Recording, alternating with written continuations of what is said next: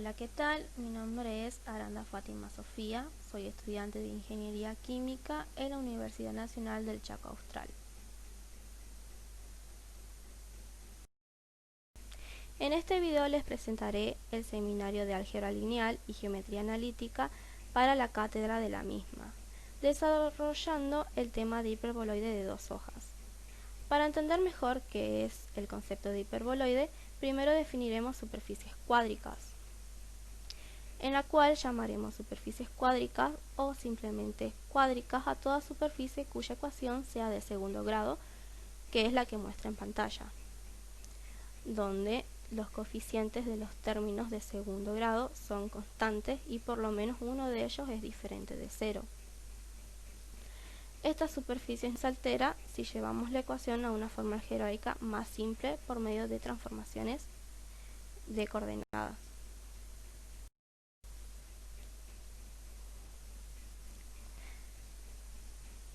Estas transformaciones nos llevan a la siguiente ecuación, la cual se muestra en la pantalla, en donde si los términos del primer miembro son positivos, se transforma en un elipsoide. Si un solo término es negativo, en hiperboloide de una hoja. Si dos términos negativos, transforma a un hiperboloide de dos hojas. Y si los términos del primer miembro son negativos, se transforma en una superficie imaginaria, en donde se clasifican en cuádricas centradas y no centradas. Se define hiperboloide a una superficie cuádrica centrada y está engendrada por el desplazamiento de una elipse, de manera que los extremos de sus ejes principales se mueven uniformemente sobre dos hipérbolas dispuestas ortogonalmente sí. Cuentan con tres ejes y tres planos de simetría que concurren en el centro de simetría del hiperboloide.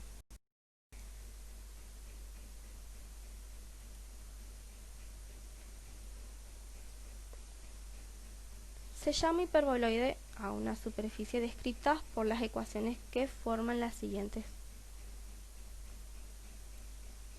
en donde la primera ecuación corresponde a un hiperboloide de una hoja y la segunda a un hiperboloide de dos hojas.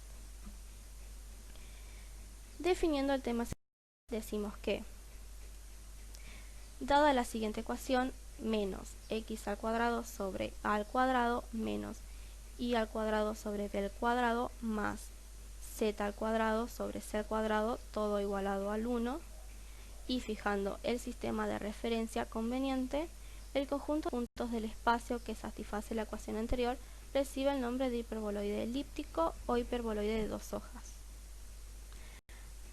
Para identificar el eje hacia donde abre el hiperboloide, hay que ubicar la variable que es positiva.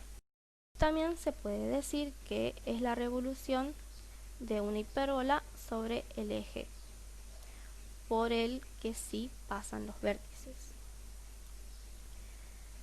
en donde si B es igual a C, A es igual a C o A es igual a B, respectivamente las hiperboloides se denominan hiperboloides de revolución.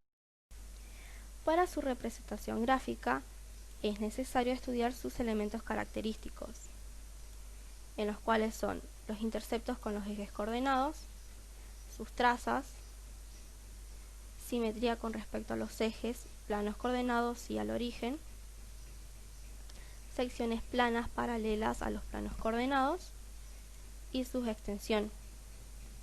A partir de todos estos puntos se tiene finalmente su representación gráfica. A partir del siguiente ejemplo, menos 4x al cuadrado menos 2y al cuadrado más 4z al cuadrado igual a 16, se desarrollarán los puntos anteriores. Pero primero es conveniente llevar esta ecuación a su forma canónica, dividiendo toda la ecuación por su término independiente, el cual es 16. Luego de obtener su ecuación canónica podemos hallar las intercepciones, es decir, la superficie donde interceptan los ejes coordenados. Los puntos de intercepción tienen dos coordenadas nulas y una distinta de 0, exceptuando el origen de coordenadas. En el eje X sus coordenadas nulas serían Y y Z, en donde en la ecuación se despeja X y se obtiene ese resultado. en el eje Y, sus coordenadas nulas serían X y Z, en donde se despeja Y y se obtiene ese resultado. Y en el eje Z, sus coordenadas nulas serían X e Y, en donde despejando Z se obtiene ese resultado. Una vez analizando los ejes, podemos observar que solo el eje Z posee dos intersecciones, que sería el punto 1 en 0, 0, 2 y el punto 2 en 0, 0, menos 2. El signo positivo de la variable Z nos indica que el eje del hiperboloide es el eje Z. Después de analizar sus interceptos, obtenemos sus trazas, la cual es la curva de intersección de la superficie con el plano coordenado. Para hallarla se debe hacer una variable igual a 0. Con el plano XY, la variable que igualamos a 0 es la Z. En el plano XZ, la variable igualada a 0 es Y. Y en el plano YZ, la variable que es igual a 0 es X, en el cual se obtienen todas estas ecuaciones que se observan en pantalla. Las trazas de los planos XZ e YZ representan una hipérbola con centro en el origen de coordenadas, vértices reales en 0, 0 más menos 2 y el eje focal coincide con el eje Z. En cuanto a la simetría, analizaremos respecto a los planos coordenados. El punto simétrico del punto P, X y Z respecto al plano tiene la misma abscisa y ordenada que P, y cota es igual, pero con signo contrario. Con respecto a los ejes de coordenados, un punto simétrico a un punto P, X y Z respecto al eje X son X menos Y menos Z, donde cambia el signo de ordenada y cota, manteniéndose el signo de la abscisa. Y el origen de coordenadas. Si dos puntos son simétricos respecto a los planos coordenados, será también simétrico respecto al origen. Para hallar la simetría al plano coordenado, se debe sustituir, por ejemplo, en el plano YZ, sustituimos X por menos X en la ecuación. En el plano XY, sustituimos Z por menos Z en la ecuación. Y en el plano XZ, sustituimos Y por menos Y en la ecuación y obtenemos todas esas ecuaciones que se muestran en pantalla.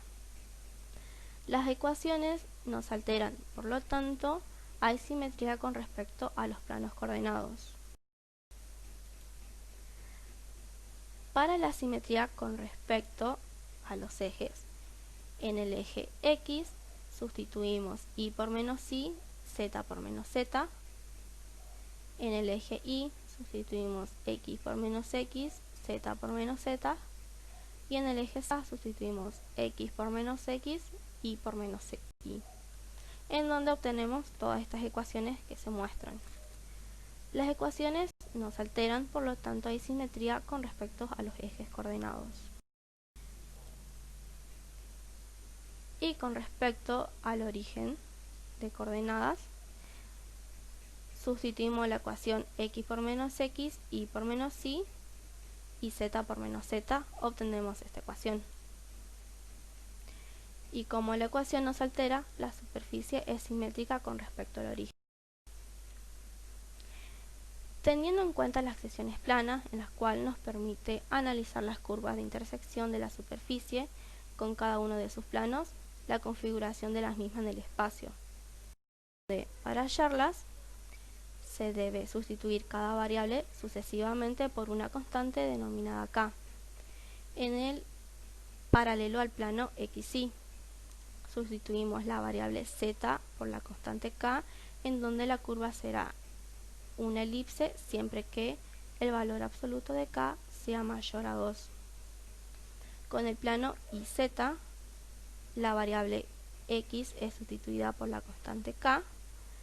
En estas curvas serán hipérbolas con eje focal paralelo al eje z. Y con el plano XZ sustituimos la variable y por la constante k, en donde estas curvas también serán hipérbolas con el eje focal paralelo al eje. Las secciones planas también son utilizadas para definir la extensión de la superficie, en la que la extensión se basa en analizar la localización general de la superficie en el espacio coordenado, indicando si la misma es cerrada o indefinida. Luego de analizar todos los puntos, podemos analizar la extensión de nuestra ecuación, el cual nos arrojó como resultado con una extensión abierta o también denominada indefinida, ya que la variable x e y toman cualquier valor real, mientras que la variable z cumple con la condición de que el valor absoluto de z sea mayor a más menos 2. Una vez obtenidos todos sus elementos característicos, podemos proceder a graficar el sólido o hiperboloide de dos hojas, como se muestra en las siguientes imágenes, que fueron graficadas con ayuda de la aplicación de GeoGebra. Las superficies cuádricas han sido utilizadas para muchas cosas. Por ejemplo, las hiperboloides se emplean en la arquitectura, ya que los arquitectos se basan en su forma para llevar a cabo numerosas estructuras, como por ejemplo la torre Port Kobe ubicada en Japón, o también la torre de telecomunicaciones de Cantón, que está ubicada en China. También podemos observar estas formas como por ejemplo en un reloj de arena o en una simple copa de vidrio. Y hasta aquí damos por finalizado el seminario. Muchas gracias por ver y escuchar.